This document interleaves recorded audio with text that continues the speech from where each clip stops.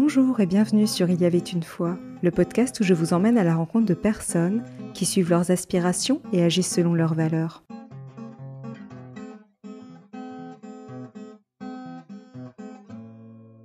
Bonjour chère auditrice, chers auditeurs. J'ai le plaisir de recevoir Marie-Louise Tallant, fondatrice de la marque de mode responsable et mécanique douce. Il s'agit d'une gamme de vêtements en coton biologique et d'accessoires upcyclés fabriqués à Paris. Ces vêtements sont brodés à la main, soit avec une création de Marie, soit avec un motif personnalisé. J'ai eu l'occasion de l'entendre dans un autre podcast. Ça m'a donné envie de partir à sa rencontre pour qu'elle nous parle de son parcours et de sa marque joyeuse et responsable. Bonjour Marie et merci d'être avec nous. Bonjour Sophie. Pour commencer, si tu devais choisir un mot pour te définir, ce serait lequel ? J'avais pensé du coup au mot doux et c'est un mot qu'on retrouve dans le nom de ma marque. Et c'est quelque chose qu'on m'a souvent dit et je me suis rendu compte aussi que c'est une qualité que j'aimais bien chez les autres. Et donc j'avais envie de te dire ce mot-là. Mais après, c'est vrai que c'est comme dans le nom de ma marque, il y a une espèce d'opposition parce que les mécaniques douces, et en fait, je pense que j'ai ça aussi dans ma personnalité parce que je parais très douce et très calme. Et je le suis d'une part, et de l'autre, je sais que ça bouillonne un peu en moi aussi et je peux être un peu plus dure. Donc, je pense, je suis encore en train de découvrir ça sur moi. Voilà. Et en quelques mots, quel a été ton parcours avant de lancer ta marque Les Mécaniques Douces ? Alors du coup, j'ai eu un parcours assez classique. J'étais en première ES. Après, je suis allée en fac à la Sorbonne en économie et gestion.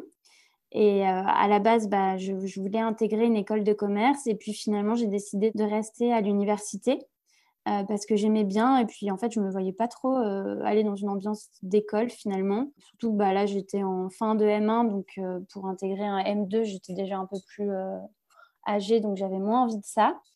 Et puis surtout, la fac, ça a été une super expérience. En fait, j'ai rencontré plein de gens différents et on est très autonome, totalement différent d'une école de commerce où on est peut-être un petit peu plus formaté. Et donc, j'ai décidé finalement d'aller dans un Master 2 de la Sorbonne qui était assez réputé en logistique. Et j'avais choisi la logistique du coup parce que c'était un milieu super porteur à l'époque. Après, j'ai bossé 2 ans et demi, 3 ans. En fait, depuis le M2, j'étais toujours assez curieuse des startups. Enfin, je me souviens, je l'avais même étudié dans mon mémoire de fin d'année. Et donc, du coup, j'avais cette curiosité-là, mais je ne m'étais jamais dit que je lancerais mon projet ou ma marque. Et donc, finalement, je suis allée travailler. J'ai commencé par un grand groupe, DHL, en stage. Puis après, j'ai intégré une startup, vu que c'est un peu ce qui me plaisait. Et finalement, après la startup, je suis retournée dans un grand groupe Monoprix. Je me suis dit que ce serait peut-être bien que j'apprenne avec des process de grands groupes, tout ça. Donc, je suis allée chez Monoprix pendant 1 an et demi. Et finalement, l'ambiance grosse entreprise, c'était pas du tout fait pour moi. Donc, je me suis dit, je vais retourner en startup. Et là, j'ai bossé pendant 7 mois dans une startup qui s'appelle Frishti. Et ça a vraiment été l'expérience la plus dure de ma vie, je pense. Et en fait, donc, je suis restée 7 mois. Et là, ça a vraiment été une évidence qu'il fallait que je change. Et donc, j'ai enfin pris le temps de me poser un peu et de me dire, cette fois-ci, je vais vraiment me lancer dans quelque chose qui me plaît coûte que coûte. Ça a été un peu le moment déclencheur. Et tu en as parlé un petit peu, mais pour quelle raison as-tu décidé de changer de vie ? En fait, c'était très contextuel. Enfin, quand j'étais chez Monoprix, j'y suis restée quand même 1 an et demi. Suite à cette expérience-là, j'étais vraiment... j'ai eu un gros coup de blues, en fait. Et donc, je pense que j'avais besoin d'une expérience comme Frishti juste après pour me réveiller. Enfin, vraiment, parce que ça a été hyper intense. C'était une autre vie. Je me retrouvais à Chevilly-la-Rue, à côté de Rungis, à bosser dans des cuisines avec des chefs de cuisine, à avoir une équipe de 5 manutentionnaires alors que j'avais jamais fait de management. Je me retrouvais à courir dans les frigos, à aller compter les jambons. Enfin, quand j'y pense, c'était vraiment une autre vie. Je comprends pas ce que j'ai fait là. Enfin, mais c'était hyper intéressant. C'était très, très dur. En fait, j'étais vraiment à la tête des approvisionnements. Donc, j'avais un poste à responsabilité alors que j'étais assez jeune. Et en plus, j'avais jamais bossé. Je bossais avant dans les approvisionnements, mais jamais dans l'alimentaire. Donc, se retrouver à gérer les approvisionnements d'un site de production, c'était trop dur pour moi. Mais donc, ça, je pense que ça a été une bonne chose de le faire après Monoprix, parce que Monoprix, ça ne me convenait pas. Et je ne me sentais pas heureuse dans ce cadre d'open space, d'équipe. En plus, voilà, j'avais des tâches très redondantes. Enfin, c'était tous les jours différents parce que, en gros, je gérais les problèmes. Donc, tous les jours, c'était des nouveaux problèmes, des fournisseurs, de l'entrepôt, tout ça. Mais en fait, c'était pas des tâches qui me convenaient. Et puis aussi, je pense que l'ambiance grand groupe, avec vraiment un cadre, des horaires, être dans une grande tour et tout ça, ça m'a un peu éteinte. Donc, quand je suis sortie de cette expérience-là, j'étais trop fatiguée, je pense, pour faire le choix, par exemple, de me réorienter, etc. Et donc, j'ai enchaîné avec Frishti, où là, je me suis dit, waouh, je ne peux pas refuser. C'est eux qui sont venus me chercher. Je me suis dit, je ne peux pas refuser une offre comme ça. C'est un super poste. Donc, il faut que je le tente. Mais je me doutais que j'allais peut-être un peu me rétamer, ce qui s'est passé, mais je ne regrette pas. Et donc, en fait, après Frishti, ça a été simple, en fait, parce que Frishti, je suis restée 7 mois. Et là, c'était juste une évidence. Enfin, j'étais hyper fatiguée parce que je faisais très gros horaires. On commençait très tôt le matin et on finissait très tard le soir. Enfin, surtout moi parce que je ne m'en sortais pas sur mon poste, donc j'avais tout le temps du travail. Et j'étais très fatiguée. Je me souviens, mon entourage, il s'inquiétait pour moi. Enfin, il me disait, tu peux plus faire ça. Et moi, c'était juste devenu une évidence que c'était pas un poste pour moi et qu'il fallait que j'arrête. Donc finalement, c'était facile de se dire, bon, bah là, ça y est, quoi. J'ai un peu suivi la route en faisant une formation un peu généraliste et tout ça, en enchaînant sur des expériences professionnelles. Et là, je me disais, bah, maintenant, stop. Maintenant, je m'accorde vraiment de réfléchir à ce que j'ai envie de faire. Et puis, je vais oser, même si je dois complètement changer ou reprendre des études, je vais le faire parce que j'ai vraiment envie d'avoir un travail qui me plaît. Et justement, comment en es-tu arrivée à créer ta propre marque, les Mécaniques Douces? Après, en fait, ça s'est juste enchaîné assez naturellement.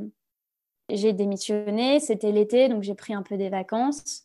Après, en fait, pendant l'été, mon oncle qui est coach, eh ben, il m'a proposé de faire son séminaire. Donc, j'en ai parlé avec lui et c'est un séminaire qui s'appelle Oser son potentiel. Et du coup, c'est vraiment un peu pour faire le bilan de ce qu'on a vécu et puis vraiment gratter pour trouver ce qui nous anime et ce qu'on a envie de faire et après nous aider un peu à changer de parcours ou de travail. Et donc, moi, quand il m'a parlé de ça, ça m'a vachement intéressée, donc j'avais trop envie de le faire. Finalement, j'ai fait ça début septembre, donc je suis rentrée à Paris. J'ai commencé à faire ce stage-là. Et c'est super aussi parce que c'est en groupe. Donc là, nous, on était 4, et donc c'est beaucoup d'intelligence collective. Et ça me plaisait vachement aussi parce qu'en fait, on réagit à ce qu'a vécu la personne en face de nous, et les autres, ils réagissent aussi. Donc ça me donne plein d'infos. Et en fait, après ce séminaire, je suis partie au Japon pendant 2, 3 semaines. Donc, c'était pas mal parce que du coup, ça me faisait une petite coupure après le séminaire qui peut être intense. Enfin, c'est bien de prendre des moments un peu sans rien. Et donc, je suis partie 3 semaines. Puis, quand je suis revenue, il me semble que j'ai continué encore le séminaire parce que c'était à chaque fois, c'était des sessions de 2 jours et c'était étalé sur plusieurs semaines. Et donc après, en fait, en faisant le séminaire, je ne me disais pas encore que j'allais complètement me réorienter. Et je continuais de chercher du travail, mais je cherchais toujours en logistique, mais sur des choses un peu différentes. Là, je me souviens, je cherchais en service client. Alors du coup, déjà, je le voyais dans mon entourage, les gens, ils trouvaient ça un peu bizarre. Ils disaient, ah, bah, je comprends pas pourquoi tu postules sur des postes comme ça, mais ok. Et puis après, j'ai fait des entretiens et il y a une boîte que j'avais beaucoup aimé la personne avec qui j'étais en contact, où ça a failli se faire. Et puis finalement, non. Et elle m'a dit voilà, qu'elle avait peut-être senti que j'étais pas assez motivée sur la fin. Et donc, bah, finalement, ça s'est pas fait. Et puis, un peu par hasard, j'ai une amie, en fait, c'est drôle, elle était consultante à l'époque et elle devait faire une présentation sur toutes les associations, les entreprises qui existaient un peu autour de la formation ou de la réorientation. Je me souviens plus exactement ce que c'était. Et donc, comme elle savait que je travaillais pas en ce moment, elle m'a demandé de l'aider. Et donc, je l'ai aidée. Et en fait, c'est là où j'ai découvert l'association qui s'appelle le Réseau Primavera. Et donc là, c'est vraiment une association pour aider les gens qui veulent se réorienter et changer de voie. Et donc, en faisant le slide sur cette association, je me suis dit, bah, pourquoi pas, en fait, je vais faire ça. Ça va être complémentaire du séminaire que j'avais fait avec mon oncle. Et donc, j'ai rejoint cette association-là. Et là, c'était 2 semaines où il y a une grosse semaine vraiment que du travail très introspectif. Et je me souviens au début, c'était assez frustrant parce qu'en coaching avec mon oncle, c'était assez différent. On avait plus son retour, il nous disait ce qu'il en pensait, etc. Alors que là, les personnes, les intervenants avec qui on travaillait, ils ne voulaient rien nous dire. Il fallait vraiment que tout vienne de nous. Donc, ils nous donnaient les outils pour faire vraiment un travail introspectif sur nous, pour réussir un peu à savoir ce qu'on a envie de faire, ce qu'on aime faire, ce qu'il nous faut comme cadre, quel est aussi le bagage qu'on a de base, parce qu'il disait, bah voilà, il faut se servir de ce qu'on a acquis avant, ça sert à rien de faire une non, bah, je veux plus faire ça, mais au contraire, l'utiliser et puis après voir un peu ce qui est possible. Et donc, du coup, ouais, il nous donnait vraiment la métaphore de l'entonnoir. Au début, tout est possible. On se dit, ah bah, j'aime ça, j'aime ci. Enfin, vraiment, il ne faut pas se mettre de barrières. Et puis, au fur et à mesure, en fonction de notre vie, des choix à côté, de nos priorités, bah, on voit un peu ce qui est possible. Et puis, à la fin, il nous dit, oui, bon, il y a un moment, il faut tester. Hein, si vous n'essayez pas. Donc, j'ai fait ça. Et en fait, un peu en parallèle, je me souviens plus à quel moment, mais je commençais un peu à avoir pas mal d'idées. Et donc, j'avais une idée d'un concept que j'avais trop envie de monter à Paris.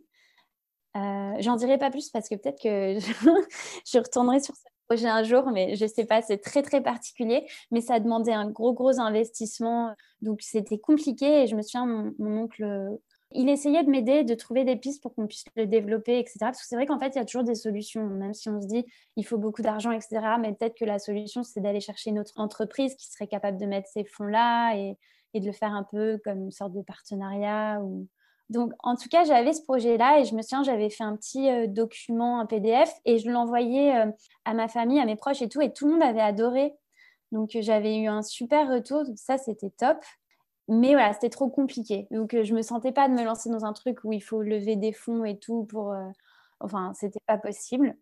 Et finalement, je pense que j'essayais de retourner un peu aux choses qui me plaisaient. Donc, il y avait la mode, il y avait la musique. C'est vrai qu'à un moment aussi, je voulais me lancer, je voulais travailler dans le milieu de la musique. Finalement, j'ai mis de côté et il y avait la mode qui m'intéressait beaucoup. Donc, du coup, j'ai découvert la mode éco-responsable. Et je trouvais ça top parce que je me disais, j'ai pas envie de travailler dans de la mode juste pour travailler pour une entreprise et l'aider à vendre plus sans que ça ait du sens, etc. Mais au contraire, bah, la mode éco-responsable, il reste tout à faire. Il faut trouver des solutions pour qu'on puisse continuer à prendre du plaisir à s'habiller, à avoir de beaux vêtements, etc. Parce qu'en fait, on a le droit d'avoir ce plaisir-là. Parce que parfois, je me dis non, c'est trop superficiel, il ne faut pas. Mais non, en fait, pour certaines personnes, c'est important. Enfin, moi, je me rends compte que j'aime être entourée de beau, que l'esthétique, c'est important pour moi. Donc, c'était plus, bah oui, en fait, c'est super. Du coup, je peux travailler dans la mode et puis je peux trouver des solutions pour avoir une mode responsable, qui ne pollue pas, etc. Et donc, je pense que j'étais un peu sur cette voie-là de la mode éco-responsable. Et justement, je te coupe juste, comment as-tu fait pour identifier ce qui te plaisait et ce qui ne te plaisait pas? Pour faire une sorte de colonne mentale en train de te dire, ben ça je garde ou ça au contraire je l'écarte. Bah, je pense que c'est le coaching et l'association qui m'a aidé à faire ce travail-là. Enfin, je pense que le coaching, ça a été bien pour m'aider à avoir des déclics et comprendre des choses sur moi, etc., dont j'avais vraiment besoin à ce moment-là. Et après, l'association, ça m'a plus aidé pour vraiment me réorienter. Et en fait, on avait plein d'exercices qui nous aidaient à mettre un peu à plat. Déjà, je pense que c'est bête, mais on faisait peut-être des listes de tous les secteurs qui pouvaient nous plaire. Ensuite, des métiers. Enfin, je sais pas. Après, moi, je sais que je me disais, voilà, j'ai envie d'aller dans un milieu qui me plaît. Il y a la mode et la musique. Mais après, j'avais bien compris grâce au coaching que le milieu, c'est pas tout, mais il faut vraiment trouver un poste qui correspond à notre personnalité, à nos qualités, etc., pour que ce soit facile pour nous. Et parce que parfois, là, on peut être très attiré par un poste parce que ça va être le milieu. Mais en fait, dans les missions, ça ne va pas correspondre à notre personnalité et ça va être difficile pour nous. Alors qu'il vaut mieux, voilà, trouver quelque chose qui correspond à là où on est doué, quoi, on va dire, ou fort, ou enfin plutôt ce qui nous plaît, parce que je pense que c'est ce qui nous plaît où on est doué, enfin, c'est lié. Oui, effectivement, tu as raison, on fait généralement assez facilement ce qui nous plaît. Ouais. Ouais. Enfin, en fait, je pense que ça s'est fait naturellement. J'avais la piste de la mode éco-responsable. Après, il y a un peu ça me plaît, et puis voir ce qui est faisable. Et là, en fait, pendant le coaching et pendant le séminaire, dans les deux, il y a un moment où je me suis dit, oui, alors j'aimerais bien créer ma marque pour avoir mon univers, etc. Et donc, je disais ça, mais j'y croyais pas du tout. Enfin, c'était vraiment, genre, limite, je rigolais en mode n'importe quoi. Enfin, oui, je peux le dire, ok, mais dans une autre vie, ça serait sympa, mais en vrai, non. Mais c'était ressorti quand même. Et après, moi, j'ai jamais voulu monter ma boîte ou être à mon compte. À vrai dire, je trouvais que c'était trop de responsabilités et je préférais être tranquille, donc ça m'a jamais tenté. Et au final, c'est plus que j'avais pas mal d'idées, il y avait plein de trucs qui m'intéressaient, donc j'étais assez stimulée, je pense, de regarder toutes les marques qui existaient en mode d'éco-responsable et tout ça. J'allais faire toutes les conférences autour de ça. Et en fait, je sais pas trop comment, je pense à force de regarder les marques, je voyais un peu des marques de t-shirts brodés et je trouvais que ce qu'elles brodaient dessus, c'était vraiment ennuyant. C'était des mots comme amour, ou enfin vraiment rien d'original. Et je me disais, mais je pense que ça doit pas être compliqué de broder des trucs un peu plus drôles et tout ça. Donc, c'est parti de ce postulat-là. Et en fait, après, je me suis dit, ah tiens, mais ce serait amusant quand même, parce que je connaissais la plateforme Etsy et je savais qu'un peu tout le monde pouvait vendre dessus. Donc, je me suis dit, ce serait juste drôle d'essayer de faire des produits pour voir si ça se vend et de créer un petit univers autour. Et donc, je regardais un peu, je voulais un packaging un peu original. Donc, je commençais à chercher sur Pinterest. Et là, je suis tombée sur le furoshiki. Donc, comme je venais de voyager au Japon, l'idée m'a trop plu. Du coup, je commençais à avoir des idées de petits mots à broder que j'ai plus aujourd'hui sur mon site, mais c'était des choses comme lundi chagrin ou vendredi kiki, enfin des choses, voilà. En fait, l'été d'avant, j'avais appris un peu à broder parce que je trouvais ça super chouette de pouvoir broder soi-même ce qu'on veut sur son t-shirt. Enfin, l'idée m'avait trop plu parce que ça paraissait simple et tout. Donc, j'avais fait ça. J'avais un ami qui travaillait dans le textile. Il avait une boutique, donc c'était super simple de passer par lui. Il m'a acheté mes premiers t-shirts. Donc, j'avais 10 t-shirts. Et du coup, je me suis dit, allez, je les ai brodés moi-même. Je les ai pris en photo. J'ai envoyé à mes amis, à ma famille. Ça leur a plu. Donc, j'ai créé la page Instagram, j'ai mis les visuels et puis ça s'est fait comme ça. Et d'où t'est venue l'idée de la dénomination de ta marque, les mécaniques douces? Il fallait que je trouve un nom de marque. J'avais fait une liste de mots que j'aimais bien. Il y avait le mot doux dedans, mais il n'y avait pas que, il y avait des mots comme pop ou mini. Je sais pas, j'aimais bien la résonance. Et en fait, j'arrivais pas trop à trouver un combo qui me plaisait. Et un jour, je marchais dans le métro et il y avait une énorme affiche avec écrit mécanique. Je sais plus ce que c'était, mais du coup, dans mon cerveau, ça se fait tout seul. Et là, j'ai eu les mécaniques douces et j'ai trop aimé. Donc, je me suis dit, c'est bon, je pense que j'ai trouvé. Après, j'en ai parlé autour de moi et ça plaisait aussi. Et en plus, ça avait du sens parce que je me suis dit, j'ai vraiment envie de faire un concept éco-responsable, mais j'ai pas envie d'être déprimante parce que moi, à l'époque, j'étais un peu déprimée par la radio. On parlait beaucoup du réchauffement climatique et tout ça. Ça avait tendance à être contre-productif pour moi parce que j'étais en mode, bon, c'est fini, il n'y a plus rien à faire. Enfin, c'est déprimant.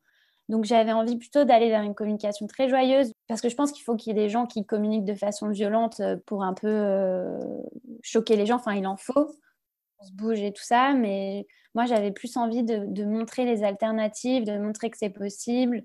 Donc, c'est pour ça que pour moi, le mot doux, il allait bien avec mécanique parce que c'était un peu, on va faire différemment, mais on va le faire doucement, mais dans le sens où on va le faire joyeusement, on va pas violenter les gens, on va montrer qu'il y a des alternatives possibles et qu'on peut y arriver. C'était ça l'idée. Et comment as-tu fait concrètement pour transformer ton idée en projet? En fait, c'est là où je trouve que c'était facile pour moi. Enfin, il y a certaines personnes qui vont partir du postulat qu'elles veulent lancer leur entreprise, un concept, et après elles vont le développer. Alors que moi, ça plus c'était, j'ai une idée. Mon oncle, avec le coaching que j'avais fait avec lui, il m'avait dit que, en gros, moi, je fonctionne beaucoup à il faut que je m'amuse. Et si je m'amuse, je vais mettre vachement d'énergie dedans. Et si ça ne m'intéresse pas, je vais traîner. Et voilà. Donc, quand il a senti que j'étais super motivée pour mes t-shirts, alors que moi, je pensais qu'il n'allait pas du tout m'encourager là-dedans, il m'a dit fonce, c'est génial. Et puis, au pire, tu auras une histoire à raconter en entretien. Donc, c'est que du positif.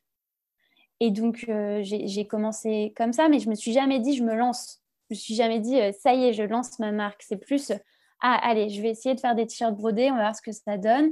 Et comme j'avais des retours positifs de mes amis, de ma famille, les premiers, du coup, ça a été mes amis. Ça a été, je me souviens, mon beau-frère qui m'a fait ma première commande sur Etsy et une de mes meilleures copines qui m'a fait une commande sur Etsy. Donc, j'avais déjà 2 commandes sur Etsy. Sinon, c'est un peu dur au début quand on a 0 vente. Et après, en fait, mes amis en parlaient autour d'eux. Mais en fait, très vite, c'était pour du personnalisé, pour des cadeaux, etc. Donc, en fait, j'ai eu des commandes comme ça et j'ai continué. Et après, l'été, j'étais toujours pas sûre de vraiment vouloir me lancer dans cette marque. Mais j'ai fait un test dans la boutique de ma tante en bord de mer. Et en fait, la première semaine d'août, on en a vendu 15. Donc, elle était super enthousiaste et moi aussi. Et donc là, avec mon oncle, on s'est dit: «Bon, bah, en fait, il faut continuer parce que ça fonctionne, donc là, tu as plus trop le choix, ce serait bête de pas le faire». Et d'ailleurs, je me dis, c'est peut-être pour ça que c'était entre guillemets, «plus simple», parce que tu t'es pas mis de pression. En fait, quand on écoute un petit peu ton parcours, tu as vraiment focalisé sur ce qui te plaisait et donc tu avais l'énergie qui allait avec puisque généralement quand on fait quelque chose qui nous plaît, ben, on est motivé, on a la niaque, quoi. Ouais. Et en plus, j'ai vraiment cette image d'un avion sur une piste de décollage. En fait, tu as la roue qui commence à, voilà, à prendre tout doucement, enfin voilà, à se mettre en route tout doucement et puis après elle prend son élan et ça va de plus en plus vite, de plus en plus vite, de plus en plus vite et puis Ouais, après tu décolles et c'est vraiment cette image-là que j'ai quand j'écoute, un petit peu oui. tout ton cheminement, en fait, dans la création de Oui, ton oui, oui. projet.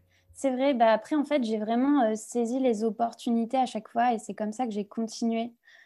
J'ai vraiment fait petit à petit, quoi. J'ai fait, une formation après avec, un programme d'entrepreneur. C'est un terme qui veut dire exactement ce que j'ai fait, en fait. C'est l'effectuation, c'est le fait de tester directement tout le temps, sur le marché. Et donc, moi, c'est vraiment ce que j'ai fait et j'ai construit petit à petit. Mais du coup, voilà, je suis pas arrivée avec, mon image de marque, mon identité visuelle, un plan, pas du tout. J'ai fait petit à petit, je travaillais de chez moi, je brodais moi-même les t-shirts au début, donc c'était, très simple. Voilà, mais en fait, surtout, j'ai beaucoup osé. Enfin, je pense que j'étais motivée, quoi. Dans les conférences, j'allais parler aux gens à la fin, j'allais leur parler des mécaniques douces. Du coup, ils me mettaient en contact avec d'autres personnes. Je proposais à des marques d'aller boire des cafés pour parler parce que, voilà, j'avais compris que c'était beaucoup en échangeant avec les gens qu'on allait avoir des idées, des opportunités et tout. Donc je faisais beaucoup ça. Enfin, j'ai beaucoup osé, me pointer dans les boutiques et leur montrer mon produit. Et justement, comment décrirais-tu ta marque aujourd'hui? Et quel est le message que tu souhaites véhiculer à travers elle? Mmh.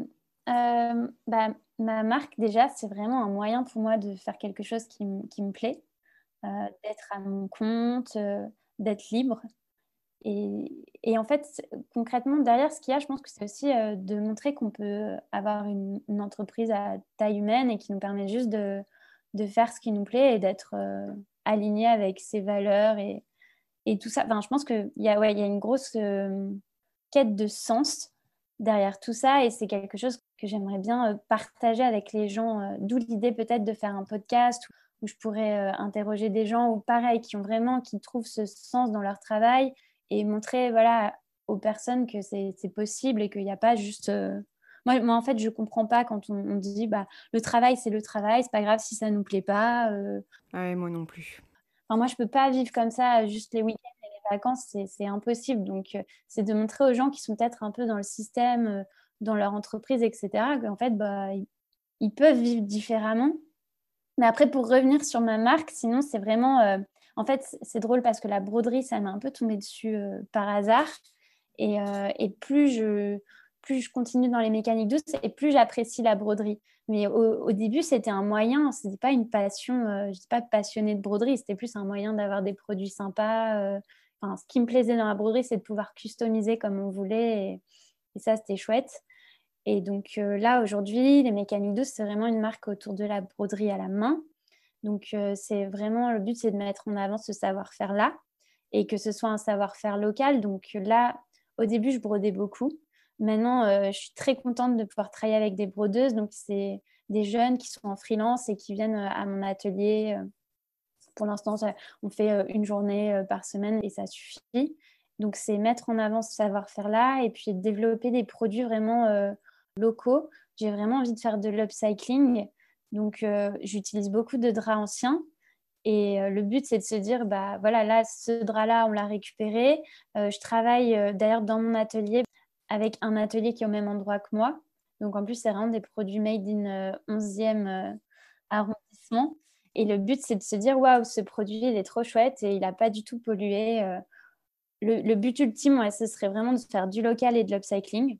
Et dans les faits, j'ai encore, le produit que je vends le plus, c'est un t-shirt brodé et donc mon t-shirt, il est en coton biologique et je passe par un fournisseur.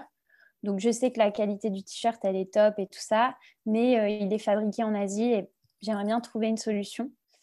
Pour l'instant, je l'ai pas. Donc c'est ça aussi, en fait, c'est de faire au fur et à mesure Moi, je me dis, je vais peut-être plus développer les accessoires parce que c'est plus facile pour moi de les faire à Paris. Et après, voilà, il y a un autre axe des mécaniques douces, c'est l'axe de la personnalisation. Et en fait, je me rends compte que c'est assez drôle.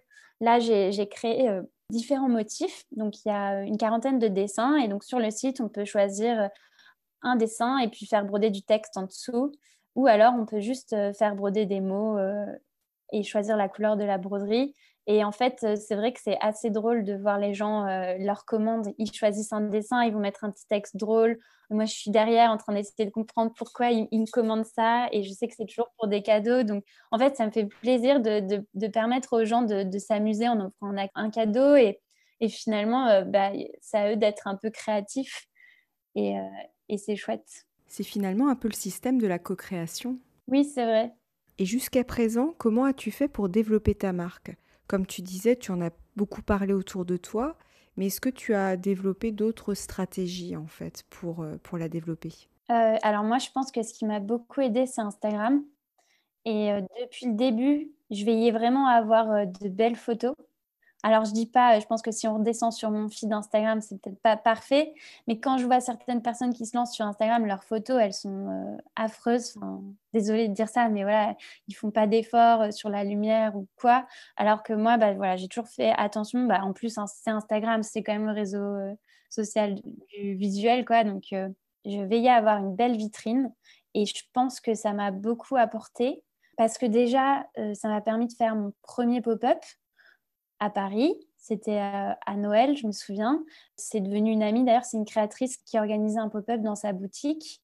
Donc là, c'était surtout mes amis, en fait, finalement, qui sont venus à ce pop-up-là, mais c'était déjà bien. J'ai fait des marchés de créateurs après, etc. Mais on m'a souvent proposé des événements grâce à Instagram où les gens me trouvaient via les hashtags, je pense. Et ils cherchaient peut-être des marques de broderie, etc. sur Paris, donc ils tombaient sur moi. Du coup, ça m'a permis de faire différents pop-up, des marchés de créateurs, tout ça. Et puis surtout, bah, un an après mon premier pop-up, en fait, c'est les Galeries Lafayette de Beaugrenelle, donc qui sont dans le 15e, qui m'ont trouvé via Instagram. Et donc là, quand les Galeries Lafayette m'ont envoyé un message sur Instagram, je me suis dit waouh, incroyable. Et en fait, ils m'ont proposé d'avoir un stand sur 2 mois, donc toute la période de Noël. Et là, ça m'a vraiment permis de faire un super chiffre d'affaires. Ça a été très dur parce que j'y étais 7 jours sur 7. Et donc là, vraiment, j'ai beaucoup vendu, donc c'était chouette. Et je pense que ça m'a aidé un peu à grandir. Et après, bah, ça fait 3 ans que j'ai ma marque. Moi, je trouve que ça va assez doucement quand je me compare à d'autres marques. Mais en même temps, je me dis que je suis toute seule, donc c'est normal aussi finalement. Enfin, dans un premier temps, ça a été très lent parce que je faisais la broderie. Et donc, en fait, comme je le brodais, enfin, la broderie à la main, ça prend du temps. Je brodais, je préparais les commandes, etc. J'ai été tout le temps occupée, alors que j'avais pas tant de commandes que ça, mais suffisamment pour m'occuper moi toute seule. Et donc, ça m'a un peu freinée dans le développement de ma marque parce que bah, voilà, il faut faire de la com, il faut faire des partenariats, il faut faire plein de choses autour. Même, du coup, je me posais peut-être pas assez sur mes fichiers pour travailler sur la marge de mes produits, sur mes prévisionnels et tout ça, analyser mes ventes. Ça, je le faisais pas trop. Donc aujourd'hui, comme je travaille vraiment avec 3 brodeuses, bah, ça me permet de plus broder du tout. Et en fait, ça me dégage tout ce temps pour commencer à vraiment développer la marque. Et là, je pense que la clé un peu pour que je continue à me développer, déjà, ce serait de prendre des stagiaires pour m'aider sur peut-être de la com, du marketing, enfin, développer des projets parce que, par exemple, j'aimerais beaucoup faire des partenariats et tout ça. Pas le temps de tout faire parce que entre traiter les commandes, gérer la communication, les nouveaux projets et tout ça. Donc, je pense qu'il faut que je me fasse aider. Ouais, je pense qu'effectivement, à un moment donné, tu n'as pas le choix de déléguer une partie de ton travail pour pouvoir te dégager du temps et en profiter justement pour développer ton projet. Effectivement, ouais. Et pour poursuivre ton parcours, qu'est-ce qui t'anime profondément aujourd'hui? Alors, je trouve que c'est une question difficile. Et comme je te disais tout à l'heure, en fait, moi, je suis toujours en train de me poser des questions. Je me demande toujours un peu, est-ce que ça me plaît? Comment je pourrais faire pour que ça me plaise plus? Qu'est-ce qui me convient pas aujourd'hui et qu'il faudrait que je fasse différemment? Donc, hein, c'est pas si facile que ça de dire ce qui m'anime, mais je sais que j'essaye justement de noter les petits moments où je sens que waouh, ça me plaît vachement, là, ça me donne de l'énergie et tout ça. Donc, je me dis, ah, il faut que j'aille plus vers ça. Parfois, par exemple, si je suis un peu trop dans mes commandes, qu'il n'y a rien de nouveau qui se passe, etc., je vais un petit peu m'ennuyer, mais sans m'en rendre compte, en fait. Je pense que c'est plus dans ma vie en général où j'ai l'impression que ça ne va pas trop, alors qu'en fait, c'est plus que je pense que je manque de challenge un peu dans ma marque, et donc il faut que je sorte de ma zone de confort et que justement, j'aille vers les trucs qui m'amusent plus. En fait, tu es connecté à ton ressenti, tu regardes un petit peu: «Ah tiens, là, j'ai une montée d'énergie» entre guillemets ou «Ah ben là, non, au contraire, j'ai une baisse d'énergie». Oui, c'est ça. Là, ce qui m'est arrivé il y a pas longtemps, c'était drôle, c'est que j'ai vraiment eu un mauvais jour, c'est-à-dire que rien n'allait, tout était compliqué, je me suis dit: «Ah ça me saoule, ça va pas». Enfin vraiment, c'était, un mauvais jour. Je me suis dit: «Je sais pas comment je vais m'en sortir», et puis le jour d'après, en fait, ça allait mieux, et j'avais lu, quelque chose qui disait qu'en fait, on a un tableau de bord qui nous envoie des informations, ça va pas, mais en fait, ça donne des indications. Donc du coup, j'ai écrit tout ce qui n'allait pas et je me suis rendu compte qu'il y avait des solutions pour chaque, chose. Ah donc hier, j'étais pas contente parce que ça me plaisait pas. Bah, en fait, aujourd'hui, je me rends compte que du coup, peut-être la solution, c'est justement, de prendre des stagiaires ou de faire ci, de faire ça. Donc j'étais hyper soulagée de me dire: «On peut avoir des mauvais jours, mais en fait, c'est très bien pour le jour d'après pour se dire, OK, donc il faut que j'aille vers ça, il faut que j'avance» et cetera. Mais sinon, enfin, pour la question de qu'est-ce qui m'anime, j'ai 2 choses en tête. Il y a le côté vraiment créativité, parce qu'en fait, depuis toujours, j'essaye de créer des choses, avant la broderie, c'était le tricot, enfin, j'ai toujours, testé des trucs, mais j'ai eu du mal à aller au bout des choses. Il y a vraiment que la broderie où je suis allée au bout du projet. Mais aujourd'hui, ça reste. Par exemple, là, j'ai trop envie de me lancer vraiment dans le dessin, de faire de la peinture. J'ai un peu du mal à trouver le temps. Mais du coup, voilà, je sens qu'il y a ce truc un peu de créativité. Et comme je te disais tout à l'heure, d'avoir du beau autour de moi, de l'esthétique, ça, je me rends compte que c'est important pour moi. C'est bête, mais juste m'occuper de la déco de mon appartement, oui. En fait, il faut que je le fasse parce que j'ai besoin d'avoir du beau autour de moi et de faire ça, c'est ce qui me plaît. Et il y a une deuxième chose, j'ai adoré faire du coaching, j'ai adoré rejoindre l'association, et il y avait beaucoup d'intelligence collective, et en fait ça, j'étais passionnée, par ça. Là, ça me plaît vachement, d'échanger avec toi sur ce sujet, de la réorientation, du sens et tout ça.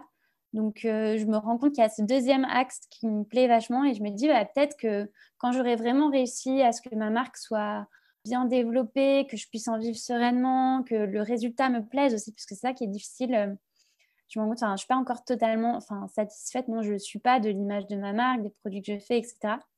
Donc je me dis, bah, peut-être quand j'aurai réussi à aller dans ce truc-là, un peu de la créativité pour moi, bah, peut-être que ma deuxième vie, ce sera, du coaching ou quelque chose où on est plus en lien avec des personnes, et cetera. Alors je te rejoins totalement sur le lien. C'est quelque chose qui m'a beaucoup manqué quand j'étais avocate parce qu'on pourrait penser que c'est un métier où on est en contact avec les gens. Et en fait, tout dépend du domaine dans lequel tu travailles. Pour ma part, je passais des journées complètes derrière mon ordinateur et justement, le podcast me permet d'être plus en lien, en fait, grâce aux personnes que j'interviewe, grâce aux retours que j'ai des auditeurs, et Ouais, cetera. Donc c'est complètement. vraiment, hyper enrichissant.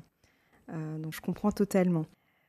Alors si quelqu'un te demandait s'il est possible de se construire une vie en adéquation avec ses aspirations et ses valeurs, que lui répondrais-tu? Je lui dirais oui, totalement, c'est possible, que je pense que ça vaut carrément le coup, finalement.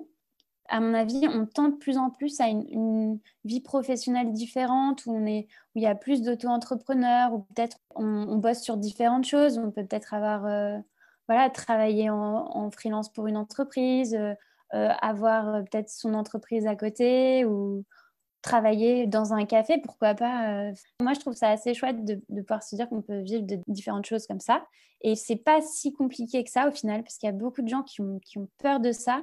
J'ai beaucoup d'amis autour de moi qui sont en entreprise, ça leur plaît pas du tout, mais ils ont besoin de ce confort, financier, et après c'est propre à chacun, mais je pense qu'on peut toujours trouver des solutions, pour aller à son rythme, et par exemple, bah, voilà, si on peut pas se retrouver sans rien, bah, je pense qu'on peut peut-être commencer, les recherches tout en continuant son travail, même si c'est un peu difficile, et je pense qu'il y a des personnes qui ont vraiment besoin de couper. Moi, par exemple, j'avais besoin de couper et de plus rien faire du tout. Mais en même temps, je ne suis pas, comme, une de mes amies qui, voilà, a besoin d'avoir ce confort-là. Elle a besoin d'être rassurée. Moi, j'ai moins besoin de ça. Donc c'est peut-être se dire, bah, il y a toujours une solution, peut-être se mettre, ce qui se fait souvent, c'est de finalement travailler en freelance pour la boîte pour qui on travaillait avant. Donc, du coup, on a un revenu quand même qui tombe tous les mois. Puis après, du coup, commencer à développer ses projets et puis tester différentes choses. Et puis, je pense que voilà, c'est vraiment trouver, oui, les choses qui nous animent, dans lesquelles on va être bon et surtout, on va mettre de l'énergie parce que je pense que c'est ça le principal, c'est de mettre de l'énergie comme moi au début. Enfin, je sais pas, je trouve ça fou dès que j'ai parlé à autant de personnes et tout. En fait, je pense que c'est possible et il faut simplifier la chose, il faut tester. C'est en testant qu'on se rend compte si ça nous plaît ou pas parce que dans les faits, il y a plein de choses, on pense qu'on va adorer et puis en fait, une fois qu'on est face au truc, on se rend compte que non. Mais moi, ce que je me dis vraiment, c'est que si tout le monde remet du sens dans son travail et dans ce qu'il fait, à mon avis, tout irait beaucoup mieux en fait. Ouais, je pense aussi. Et je rebondis par rapport à ce que tu nous as dit, par rapport aux peurs. Si tu as des doutes ou des peurs sur ta manière de mener tes projets ou de faire des choix tout simplement, comment fais-tu pour les dépasser? Oui, alors, déjà, c'est ce que je voulais te dire, c'est que c'est vrai que c'est pas évident. Enfin, moi, ça va beaucoup mieux depuis que j'ai changé un peu, de vie, on va dire et je me sens beaucoup plus épanouie. Je sais que je suis sur la bonne voie et je regrette absolument pas. Mais ça n'empêche qu'en fait, il y a des jours, comme je te disais, où il y a des jours qui sont difficiles et puis où on a des doutes et cetera et c'est pas facile d'être à son compte, mais ça vaut carrément le coup. Aussi, enfin, puisque je parle de ça, c'est vrai que moi, pendant très longtemps, j'ai travaillé de chez moi. Et donc, en fait, j'ai beaucoup souffert d'être toute seule chez moi. Donc, je comprends vraiment la douleur de certaines personnes avec le confinement parce que je l'ai vécu pendant longtemps. Mais donc, ça, c'est vraiment un conseil que je peux donner, c'est de vite se trouver un endroit, en fait, un bureau. Ou, par exemple, à Paris, il y a plein d'espaces partagés qui sont très accessibles. Moi, je suis dans un atelier partagé en ce moment, c'est génial. Donc ça, c'est vraiment, enfin, on a besoin d'être entouré et tout ça, je trouve, et d'avoir un rythme surtout, de pouvoir sortir de chez soi et d'aller au travail plutôt que de rester chez soi en pyjama, ça c'est pas facile. Mais sinon, ouais, donc pour répondre par rapport aux peurs, je pense il faut les accepter déjà parce que c'est normal. Et ensuite, moi, ce que je fais, c'est que je me force à avancer parce que je pense que j'ai tendance à être très perfectionniste et donc il y a un moment où il faut que je me force en fait. Je peux être bloquée sur un mail à le relire 10 fois et en fait, il faut que je me dise non, maintenant on s'en fiche et s'il y a une faute d'orthographe ou si t'as pas dit tout ce que tu voulais, c'est pas grave, tu l'envoies. Et donc je me dis ça pour tout maintenant. C'est vraiment, en fait, je suis jamais satisfaite, mais je me dis il faut le faire, sinon tu vas pas avancer. Donc avance, c'est le principal. Et je me dis, au pire, si j'ai fait une bêtise, j'aurais compris et je la referai pas plus tard. C'est vraiment ça, c'est de ne pas avoir peur de se planter, quoi. Mais au moins, on avance et c'est le principal. Ouais, je suis d'accord avec toi. Et as-tu un rêve que tu n'as pas encore réalisé? Oui, oui, j'en ai beaucoup et je sais pas si je vais les réaliser, mais c'est des trucs, puis en plus, ça se trouve, une fois que je vais me confronter au truc, je vais peut-être me rendre compte que ça me plaît pas. Mais ce serait, de faire de la peinture, ça j'aimerais bien. Ensuite, j'aimerais bien faire de la musique aussi. C'est trop bête, mais je me dis si un jour j'arrive à jouer dans un petit café, et qu'il y a quelques personnes qui sont là, ça serait trop chouette. Et ensuite, je pense que j'ai un autre rêve, ouais, ce serait peut-être plus tard si j'arrive à trouver, un travail où je peux être en relation avec des gens et à les aider à trouver du sens dans ce qu'ils font ou je sais pas, avoir un côté plus relationnel, ça me plairait bien aussi. Et pour terminer, quel serait ton mot de la fin pour clôturer notre échange? Je pense que le mot de la fin, ce serait, le sens vraiment. C'est, trouver du sens dans ce qu'on fait et se dire que voilà, si on a ce sens-là, à mon avis, tout ira mieux dans la société, actuelle. Ouais, je pense aussi. Merci beaucoup Marie pour cet échange, c'était très agréable. Avec grand plaisir. Chère auditrice, chers auditeurs, je vous donne rendez-vous la semaine prochaine où je vous emmène à la rencontre d'un nouvel invité. À très bientôt. Si vous aimez ce podcast, n'hésitez pas à vous abonner, à laisser votre commentaire et à mettre 5 étoiles sur Apple Podcast. C'est le meilleur moyen de le soutenir pour que d'autres puissent le découvrir. Vous pouvez également suivre Il y avait une fois sur Instagram ou Facebook. À la semaine prochaine.